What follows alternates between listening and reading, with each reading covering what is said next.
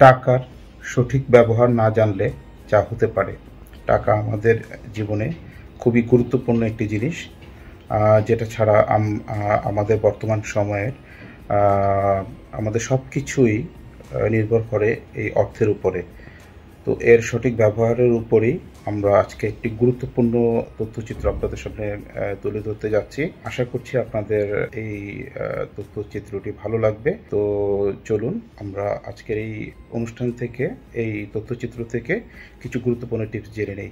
আর পুরো অনুষ্ঠান জুড়েই আমি রিফাত মাহবুব সাকিব থাকছি আপনাদের সাথে। ভাবুন তো, আপনার হাতে হঠাৎ করে অনেক টাকা চলে এলো, হয়তো বোনাস পেলেন, ব্যবসায় লাভ হলো কিংবা বিদেশ থেকে রেমিটেন্স এলো। কিন্তু প্রশ্ন হলো, আপনি কি জানেন সেই টাকার সঠিক ব্যবহার কিভাবে করবেন? কারণ টাকা যতই আসুক, যদি সঠিকভাবে ব্যবহার না করা হয় তাহলে একদিন দেখবেন আপনার হাতে কিছুই নেই।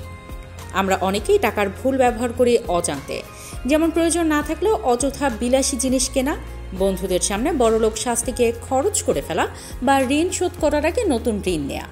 এগুলো হয়তো সাময়িক আনন্দ দেয়, কিন্তু দীর্ঘমেয়াদে আপনার আর্থিক স্থিতি একেবারে ভেঙে দিতে পারে।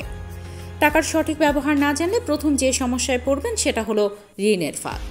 যত বেশি আয় করবেন তত বেশি খরচ করলে একসময় এমন অবস্থায় যাবেন যেখানে ঋণ শোধ করার সামর্থ্য থাকবে না।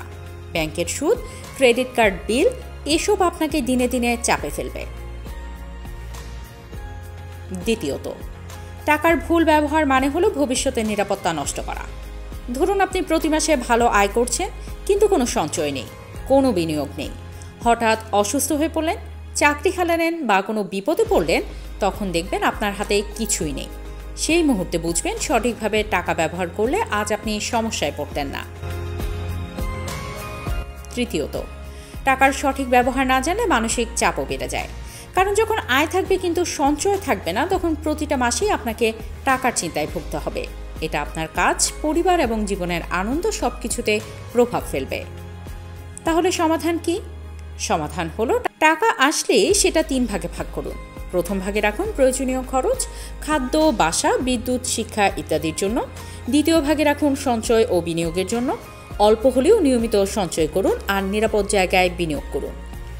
তৃতীয় ভাগে রাখুন ইচ্ছার খরচ, যেখানে আপনি ভ্রমণ করবেন, শখ পূরণ করবেন অথবা পরিবারের জন্য কিছু কিনবেন। মনে রাখবেন, টাকার সঠিক ব্যবহার মানে শুধু খরচ কমানো নয়, বরং খরচ, সঞ্চয় ও বিনিয়োগের মধ্যে সঠিক ভারসাম্য রাখা। যারা এই ভারসাম্য বজায় রাখতে পারে তারাই প্রকৃত অর্থে আর্থিকভাবে স্বাধীন হতে পারে। শেষে একটা কথা মনে রাখবেন, টাকা আপনার হাতে থাকলে সেটা আপনার নিয়ন্ত্রণে থাকবে, কিন্তু টাকার সঠিক ব্যবহার না জানলে একসময় টাকাই আপনাকে নিয়ন্ত্রণ করবে। তাই আজ থেকেই পরিকল্পনা করুন, আয় যতই হোক সঠিকভাবে ব্যবহার করুন। তাহলেই আপনি শুধু টাকায় ধনী হবেন না, জীবনে মানসিক শান্তি আর নিরাপত্তাতেও ধনী হতে পারবেন।